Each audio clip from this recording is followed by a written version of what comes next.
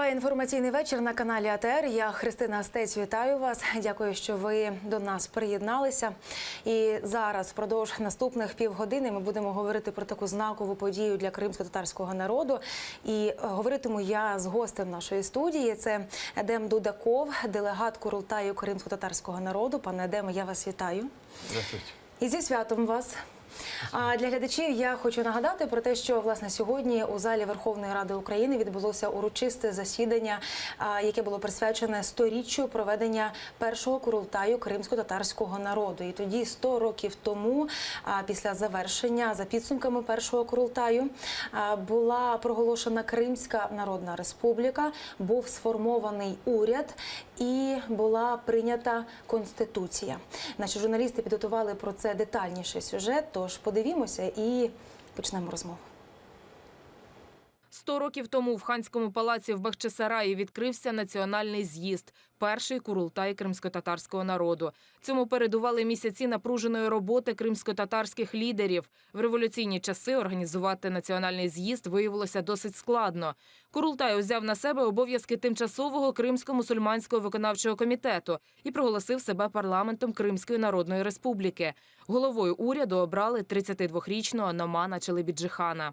Незважаючи на дипломатичність Челебіджихана, у кримсько-татарського національного руху в той період практично не було союзників. Кримський півострів опинився в центрі протистояння декількох політичних сил. Кримські татари хотіли автономії, більшовицька Росія хотіла бачити Крим виключно в своєму складі. На першому етапі вони говорили, ми хочемо такої автономії в межах новостворюваної російської держави. Потім вони говорили про політичну автономію.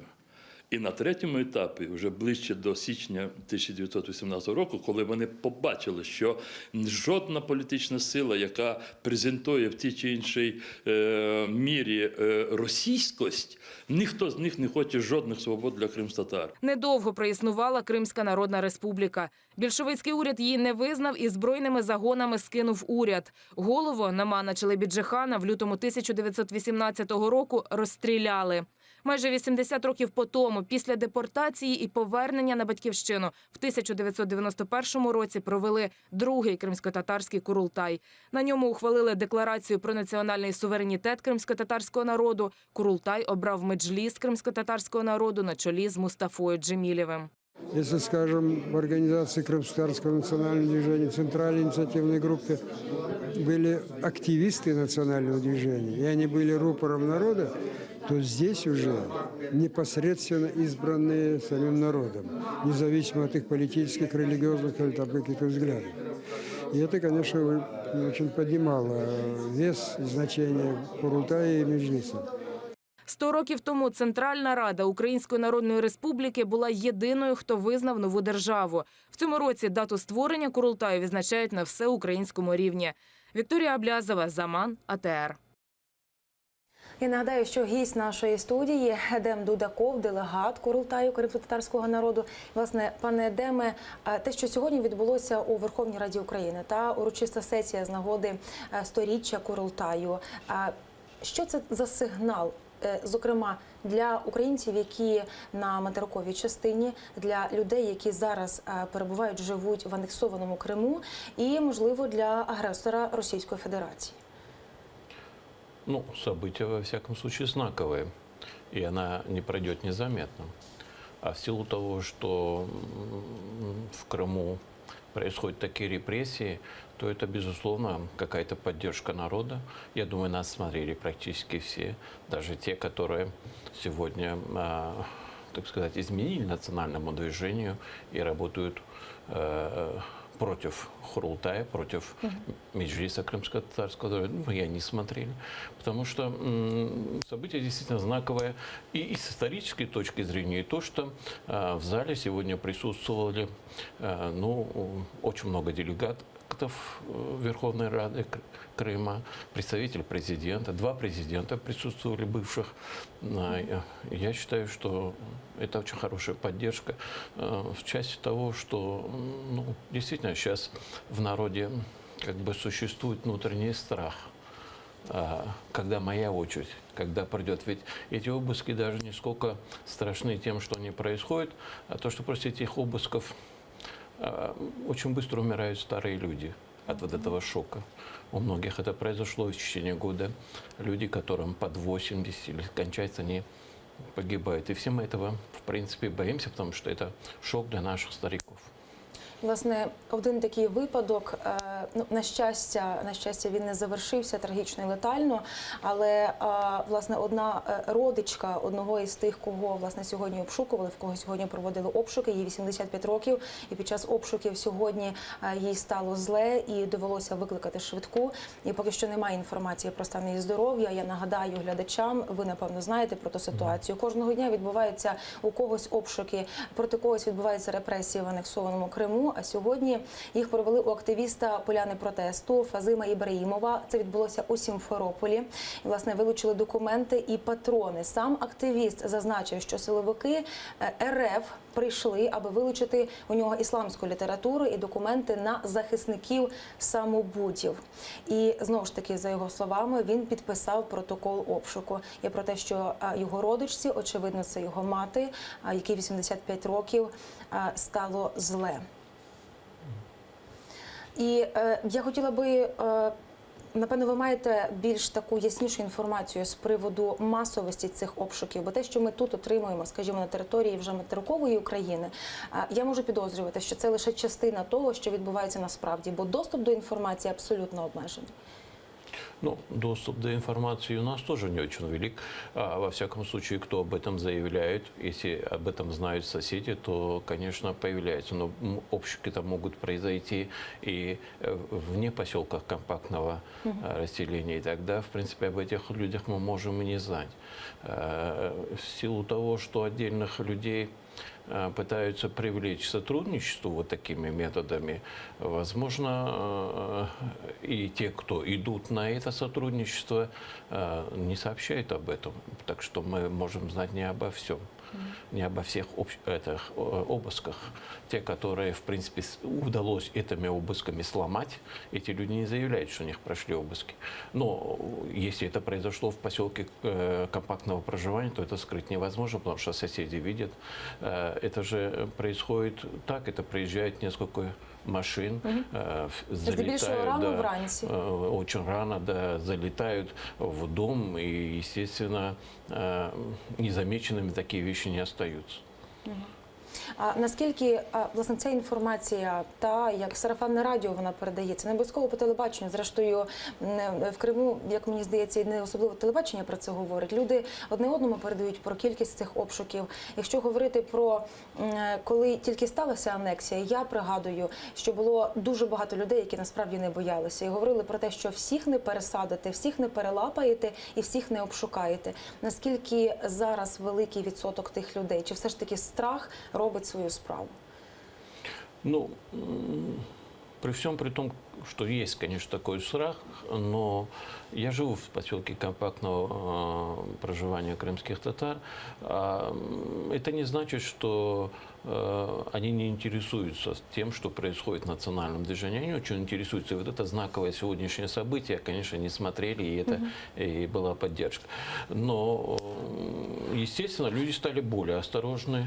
Естественно, они, так сказать, провели у себя дома, ну, самостоятельно удалили часть вещей, какой-то литературы, во всяком случае перепрятали ее.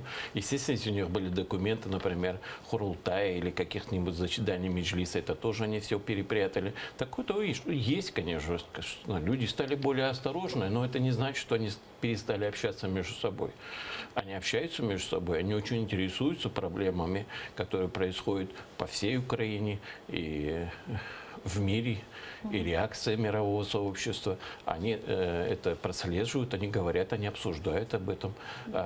Бывают какие-то события, свадьбы, там, я не знаю, встречи родственников, где это, безусловно, всегда обсуждается. І, власне, про звістку звідти за кордону надійшла вона вчора, напевно, ви про це чули. І знову ж таки там теж йдеться про ті злочини, які вчиняє агресор безпосередньо на анексованій території. Я маю на увазі про результати розслідування Міжнародного кримінального кримінального суду. Інформація вчора з'явилася, але сьогодні вона від того не менш актуальна. Я зачитаю, що власне у висновку результатів йдеться про те, що з ймовірних злочинів у Криму у документі згадано зникнення і вбивства, жорстоке поводження, примусовий призов жителів Криму на службу у Збройних силах РФ, порушення права на справедливе і нормальне судочинство, переміщення частини цивільного населення РФ до Криму і частини населення Криму за межі його території, захоплення майна, утиск кримських татар.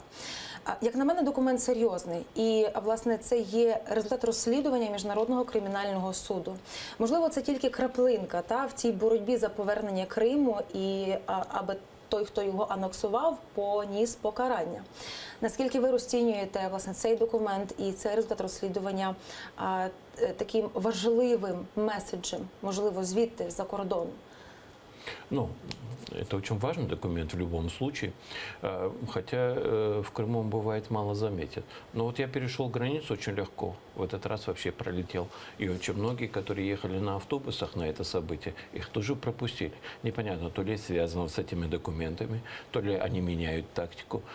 Это очень сложно понять, потому что я был членом правительства и был в Крыму и знал всю информацию. Теперь у нас нет доступа к информации. Но я полагаю, что основное желание уничтожить не сам крымский татарский народ, а уничтожить ее как политическую нацию, которая претендует на автономию, во всяком случае, на своей территории, бывшие исторические территории. Вот это неприемлемо для русского мира, и поэтому они будут с этим вести всякую борьбу. И любые организации, которые не будут подходить под какой-то шаблон российский, они будут уничтожаться под любым предлогом.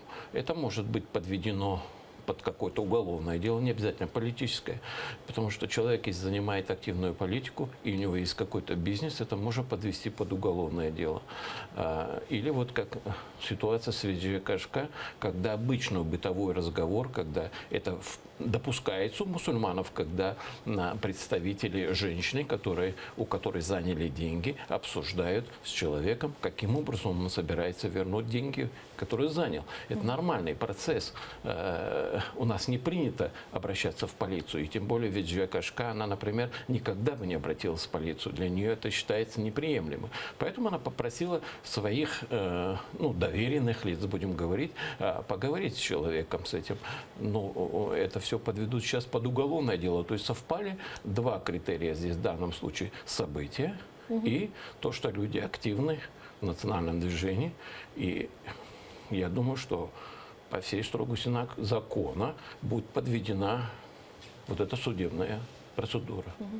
І з історії багато було прикладів, і я знаю, ви знаєте, що знищення народу відбувається зазвичай комплексно, знищенням мови, насамперед людського духу, мови, історії і, власне, культурної спадщини цього народу. І нам стало відомо про досить такий тривожний сигнал з Бахчисараю, і, власне, йдеться про комплекс Хан-Сарай, і це пам'ятка архітектури, яка потребує реставрації, і за умови неправильної реставрації або відсутності, власне, цієї реставрації, то пам'ятці загрожує знищення. І, власне, ми дізналися про те, що пам'ятку начебто почали реставрувати, але таким варварським способом зараз, коли вже розпочалася зима, просто зняли дах. Чи вам відомо щось про це? Да, ведомо. Но я хочу сказать, что вообще Ханским сараем как музеем, который в свое время организовал Ботанинский, еще с тех давних времен, с 20-х годов, занимался Киев. Это относилось к его видению.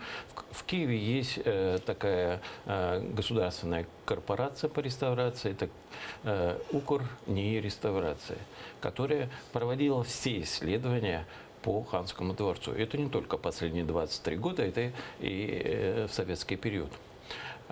И вот приходят люди, которые не исследовали этот памятник, назначается генеральный подрядчик Атас Групп, такая крупная очень строительная фирма, которая разрабатывает проект первоочередных противоаварийных работ.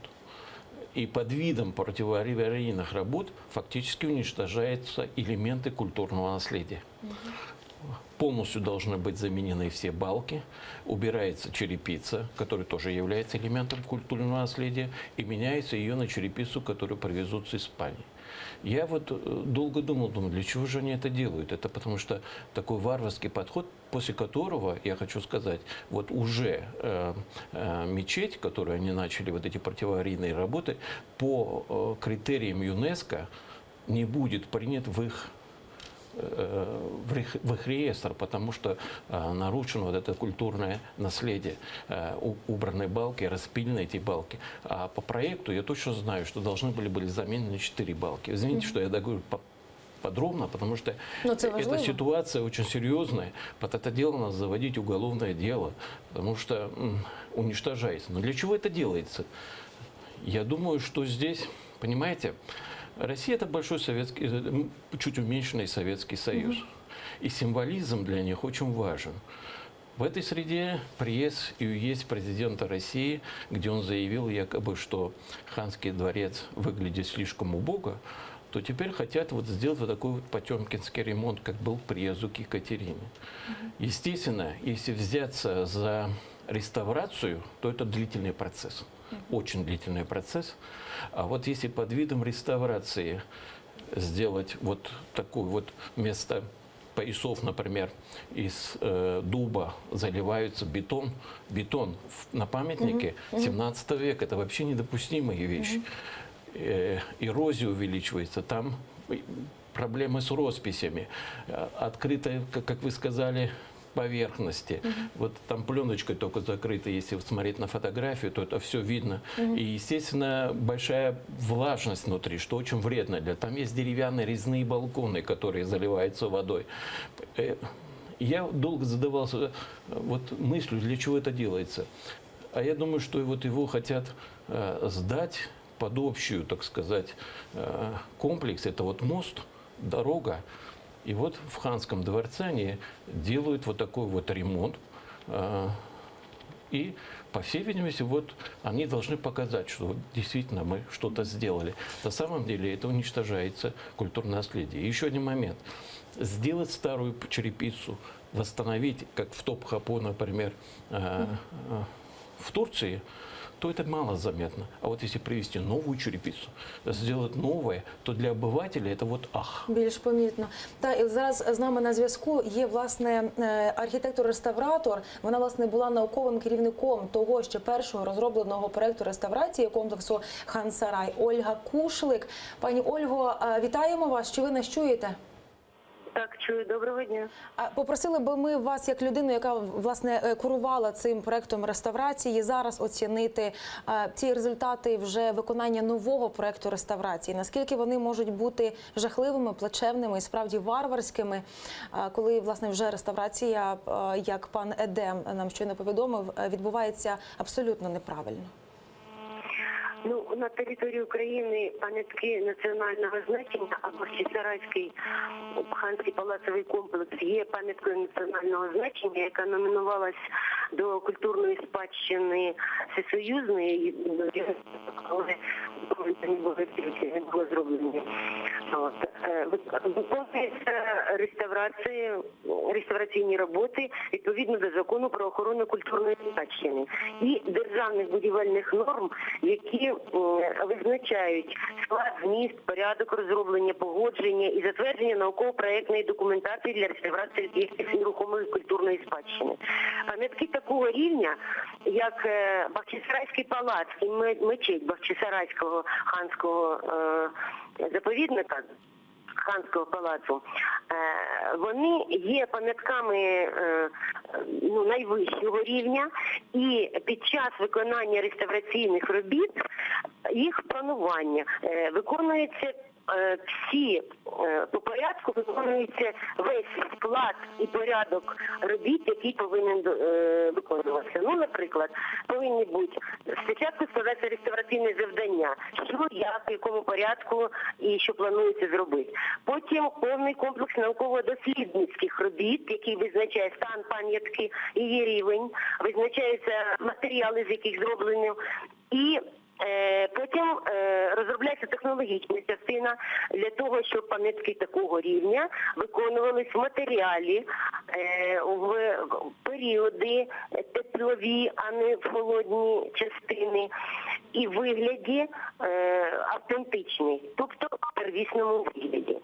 І практично уже 2010-2012 року починали ці роботи. Це були конкретно київські і кримські архітектори-реставратори, які розпочинали дослідження мінаретів ханської мечеті. Ну, в даний момент я бачила одне фото, яке, не одне, там декілька фото, які повністю розкрита покрівля мечеті, і невідомо, чи є проект реставрації, ким він затверджений, а пам'ятки такого високого рівня повинні бути всі етапи запроектовані, затверджені науково-методичною радою Міністерства культури України. І відповідно контроль вести за виконанням робіт теж комісією з Міністерства культури України. Значить, в такий проект реставрації Ханського палацу розроблений повністю 100% до 2013 року. І тільки розпочаті були роботи по розробці такого проекту мечеті, але вони 2013 року зупинені. Ольго, спасибі вам за ці деталі. Спасибі, в нас, на жаль, немає вже більше часу. Дякуємо вам. Ольга Кушлих, архітектор-реставратор, яка, власне, була науковим керівником проекту реставрації комплексу Хан-Сарай, була з нами на телефонному зв'язку. І на завершення, бо маємо зовсім мало хвилин. Закон про реінтеграцію Донбасу, як ми тут його називаємо, на материковій частині України, можливо, буде проголосований до кінця року, можливо, не буде проголосований. І багато суперечок точилися з приводу того, щоб цей законопроект включити також і питання Криму. І навіть в назву цього законопроекту включити згадку про Крим. І за думками, за словами деяких депутатів, власне, згадка про Крим у правках вже з'явилася. Чи вам щось відомо? Можливо, ваші представники у парламенті стежать за цим процесом. З'явилася ця правка? Буде згаданий Крим? Чи все ж таки ще тривають переговори? Ну, я приехал всего 2 дня назад, поэтому я еще не успел переговорить с Рифатом Чубаровым, мы все готовились к этому мероприятию. Но я, безусловно, хочу сказать, что вся территория, так сказать, территория Украины должна зайти в этот проект, и, естественно, наверное, и Крым тоже должен быть там. Но сейчас самое главное для Украины, вот именно я, как человек, занимающийся раньше реставрацией культурными объектами, я хотел бы сказать, что Украина обязана обращаться в ЮНЕСКО и обязана наводить порядок даже в этой ситуации в Крыму, потому что нужно подключать ЮНЕСКО, нужно подключать все другие структуры, которые существуют в мировой по линии ООН, и в том числе и защиты культурного наследия, потому что уничтожение элементов культурного наследия – это очень важно. Я просто одну ремарочку хочу сказать. Вот в этой пояснительной записке, которая попала мне от этих рестораторов, там написано очень просто, что это наслоение различных эпох, различных культур, не представляющие из себя никакой ценности, потому что делали это подневольные мастера. Вот оценка, так сказать, Ханского палаца, что это не важный объект. Поэтому его и передали из федерального значения, сейчас снова передали на местный уровень. И вот вместо реставрации делают вот такие вот бутафорию. Я по-другому это называть не могу. Вообще, вот, честно сказать, и в Казани они делали реставрацию, вроде на самом деле это бутафория, ничего не соответствует. Ни один из объектов не входит в ЮНЕСКО. А Ханский дворец мог войти в ЮНЕСКО, если бы вот прошло бы вот до 2015 года, он должен был войти. Пане Едеме, спасибі вам за цю розмову. Мало часу, але розмова була цікавою. Спасибі вам. Едем Дудаков, делегат Курултаю кримськотатарського народу, був гостем цієї години каналу ЕТР. Я дякую, що ви залишалися з нами під час розмови. Прощаюся з вами до завтрашнього вечора і залишайтеся з ЕТР.